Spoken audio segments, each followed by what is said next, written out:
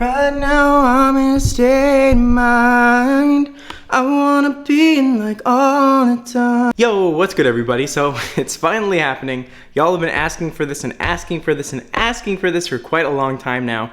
Today I went to go get a beautiful breakfast, right? It was a lovely day outside. I had a nice delicious breakfast in a local cafe. Sat down with my laptop just to check the happenings, you know what I mean? Check the happenings, and I saw that Dodie uploaded this video, my singing voice. And this video is so cool. Honestly, it's so cool. In this video, she talks about all sorts of like vocal terminologies and condenses them. She talked about her own vocal transformation, and it's only a 4-minute long video. It's kind of amazing to me how much information and engaging information at that she packed into just a 4-minute long video, as well as her like vocal story. I started following Dodie around the time that she posted her La La Land cover. I don't care if I know.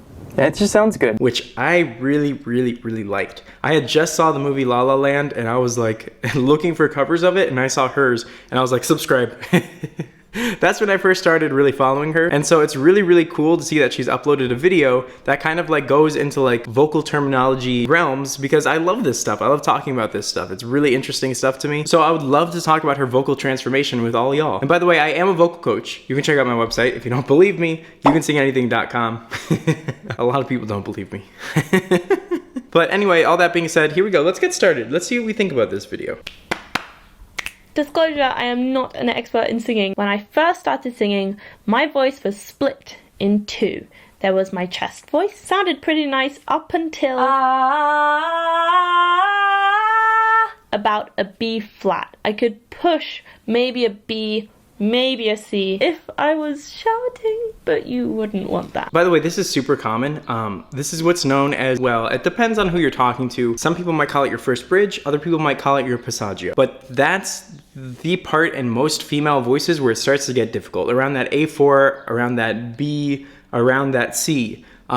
Is when it really starts to get difficult, and you have to start changing your strategies for approaching your high notes. And she's gonna go into detail on what some of those strategies might be. Because otherwise, if you don't start adjusting your voice in some way, you're gonna hit a wall. You're gonna start either shouting or straining or squeezing or just sounding generally really bad.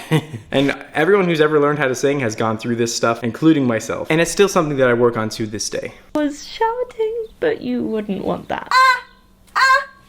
After a high C, there was a giant crack in my voice. Which, I was always so angry and intrigued as to how the people I admired with giant voices like Demi Lovato and Hayley Williams and anyone in musical theatre could belt so effortlessly. And it would be so beautiful, but for me it just sounded like screaming. And it was really painful. It like strained on my voice. Totally. So I started doing some research. This was around like 2011. And if you find any videos from around that time, you will probably find a comment from my old channel desperately asking whoever it is how to find this mixed voice, this magical mixed voice. It took a while and a lot of embarrassing videos of me thinking I'd found it and then quickly recording it, so I wouldn't forget. Oh my god, that's so cute. That's what her old mixed voice used to sound like. That's so funny. Right. But since then, it was about like 2011, 2012, I think I just found it in my first video. That's why a lot of my singing is very strong, because I'm still using my chest voice to control myself. I just wanna scream out loud. Interesting. So I would love to actually go back in time here and check that video out, because that is actually, the sound of that is much different from how she sings today. Today she goes for more of that like folksy soft thing, and that's what drew me into her La La Land cover. So I would love to hear what she sounded like when she was still, here's a term that people like to use, chest dominant in her singing, which means that their chest voice takes up a lot of their voice, right? So that will make your voice sound more full and more, let's say, belty. It's so infuriating, bottling it up, hiding it away with a smile on your face. So they have no idea what's behind that grin. Till you go outside, cause you can't keep it in, and it's raining, thank goodness. Interesting. With a smile on your face, so they have no idea. Woo! Interesting. Okay. I didn't actually know that she had that development coming from like more of a chesty position to where she is now, which is more of like a lighter mixed position, which she's gonna go into here in a second. My voice is still nowhere near as strong or as powerful as I would like it to be. I definitely need some lessons, but it's pretty hard to practice belting when you live with people and you have neighbors. I should start driving, because then I would be a great singer. I just scream in my car all the time. I've actually gotten kicked out of apartments and had the police called on me before for singing in them. Singing really badly, mind you, so I don't really blame them. So it's relatable. So I feel like I've collected more information about voicing than I had before. I still have so much to grow. I would love to just be able to sing karaoke songs and belt and impress everyone. Interesting. So I think that she's expressing that. So I'm putting my vocal coach cap on here right now. And for those of you who are new here, I don't put on my vocal coach cap as like a means of saying, oh, I'm much better than this artist, so I'm going to talk about what they need to. That's not what I do. I think about the vocal coach cap as sort of like me being like going into like a friendship position in which someone is talking to me about troubles that they're having with their voice. And I just sort of say, this is what I would do, or this is what helped me. That's generally the approach that I take. So what I'm hearing right now is that she's expressing that she kind of wants a bigger sounding voice. I'm not sure if that's 100% accurate. I mean, all of us want to change something about our voices. That's why we're artists and singers and musicians. If we were perfect, I don't really know what we would be. Robots, we wouldn't really be able to express very much. So that's interesting to hear that she actually is thinking about going in that direction. Nice when it's quiet. I think I have the perfect voice for the kind of music I agree. tend to write. It just would be nice if I could, yeah. Luckily with my mixed voice, I can sing pretty comfortably. You look so perfect standing there. My American Apparel. I love that sound. And I know now. That's the sound that I know. It's so weird thinking back to her old singing and being much chestier. That's so interesting.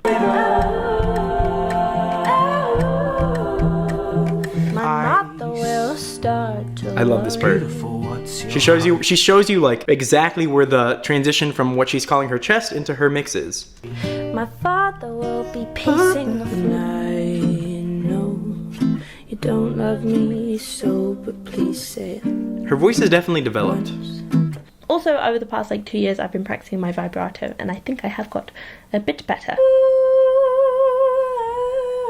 And it's runs. Getting there. It's getting there. Cool. Thanks for watching. See you soon. Right now, I'm in a state. I love this clip, by the way, with the person watching. I wanna be like all the time. One day. One day, girl. Being like all the time. That wasn't bad. Girl, you could do that shit now. Okay, look. So again, putting my vocal coach cap on. These clips were amazing. These were absolutely amazing. I love the tone of your voice in these, and I love the control that you have, and that you can go from more of a mixed voice position, right? Which is your first clip here. I wanna be like. Right here. I love that you can go from this I wanna be like all the time. into more of a chesty position here. One day. Being like all the time. That's so good! But yeah, I love that you can make that transition from one to the other. Since you expressed in this video, and I've seen you express in a number of different places that you're actually looking for some sort of help with your voice, let me just give you one little tiny piece of advice that would make that note a lot easier for you. I wanna be like. And a lot of people that follow my channel already, you already know what I'm gonna say. What is it? What is the word? Nasal airflow. Yo, okay, so here's how I would approach this particular note, so it doesn't wind up coming under the note. I wanna be like all the time. Instead of that, what I would do is modify. There's another phrase in singing called vowel modification. I would modify my vowel on that E towards an eh. Or like an E in like a sort of like a sassy E. That's sort of like an I.